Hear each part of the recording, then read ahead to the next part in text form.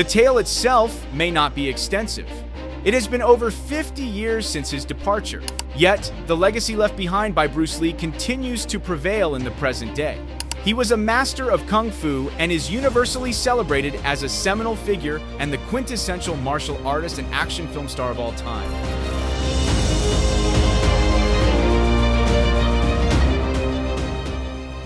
We all undoubtedly acknowledge Bruce Lee's astounding physical strength.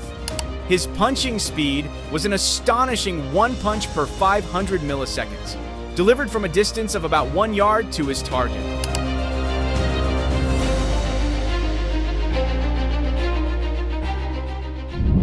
But of course, achieving this was neither easy nor quick.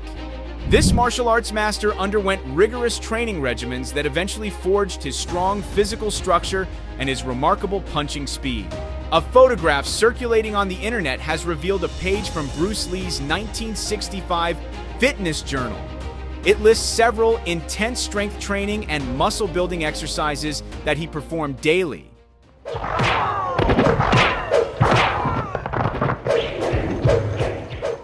Speed, strength, flexibility, and endurance were the primary goals of Bruce Lee's rigorous training regimen. His workouts have inspired countless individuals, despite their intensity and the seemingly impossible nature of the exercises for the average person.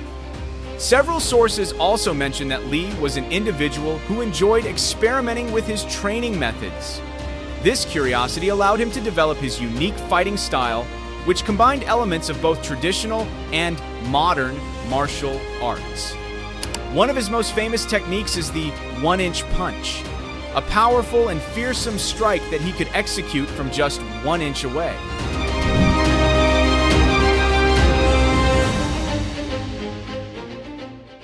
This moment is captured in one of his old videos that has circulated widely.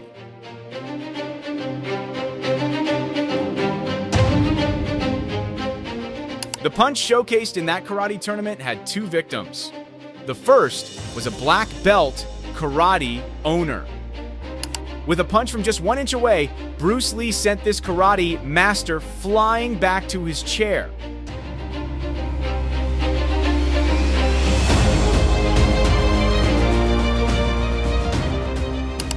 The second victim was a young man in a shirt.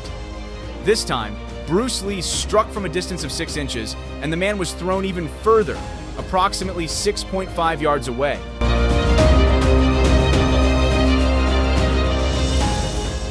A punch like that might seem impossible for an ordinary person. Typically, if someone is going to throw a punch, they would draw their fist back a considerable distance before striking. Punching from such a close range is like attempting to jump very high without first bending down. But when we talk about Bruce Lee, it's a different story. He was exceptionally strong for his size. Bruce Lee could perform 50 pull-ups with one arm and also execute one-handed push-ups, using only his thumb and index finger. His physical capabilities were well beyond those of an average person, allowing him to perform feats that seem nearly superhuman.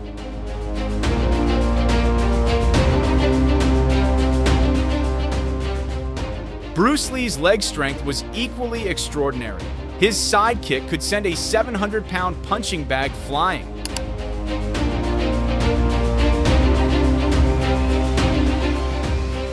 In one video, Bruce Lee is also seen hurling a 200-pound man equipped with protective padding.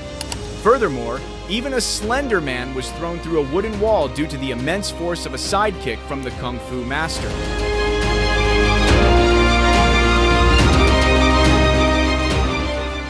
Bruce Lee's physical prowess not only demonstrated his incredible skill, but also his ability to push the limits of what seemed physically possible in martial arts. Not only was he incredibly strong, but Bruce Lee was also remarkably fast.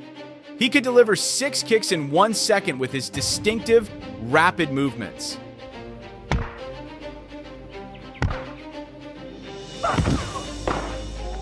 Thus, it is not an exaggeration to say that there was likely no one capable of defeating Bruce Lee, including one of his students, Ted Wong. Ted Wong repeatedly tried to land punches and kicks, but none could reach Bruce Lee. Meanwhile, Bruce Lee would simply wait for his students' attacks.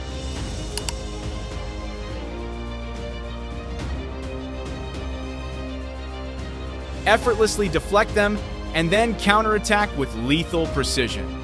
Bruce Lee's counterpunches would strikingly hit Ted Wong's face.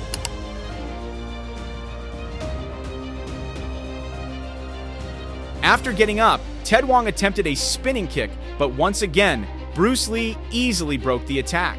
Bruce Lee's ability to anticipate and neutralize incoming attacks showcased his exceptional skill and mastery in martial arts.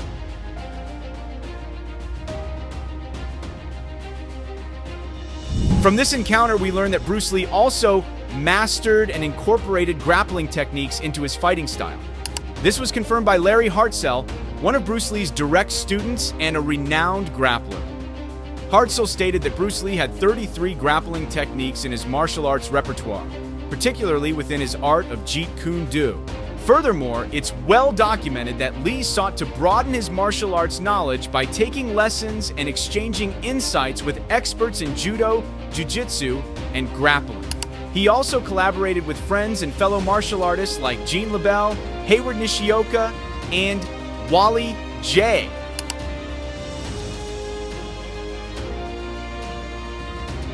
In his book, Tao of Jeet Kune Do, Bruce Lee includes illustrations and personal commentary on grappling, judo, and jiu-jitsu techniques, indicating his broad approach to martial arts.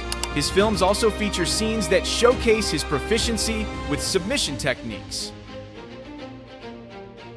For example, in the film, The Way of the Dragon, there's a notable scene where he battles Chuck Norris. After assaulting Norris with a series of punches and kicks, Lee concludes the duel with a guillotine choke.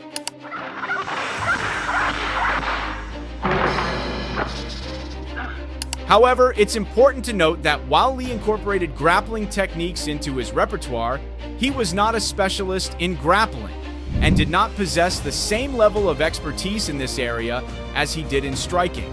Overall, Bruce Lee had a comprehensive martial arts background that included some knowledge of grappling techniques, but his primary focus and expertise lay in striking and kicking techniques. This blending of skills from various martial arts disciplines exemplifies his philosophy of absorbing what is useful, rejecting what is useless, and adding uniquely what is specifically his own.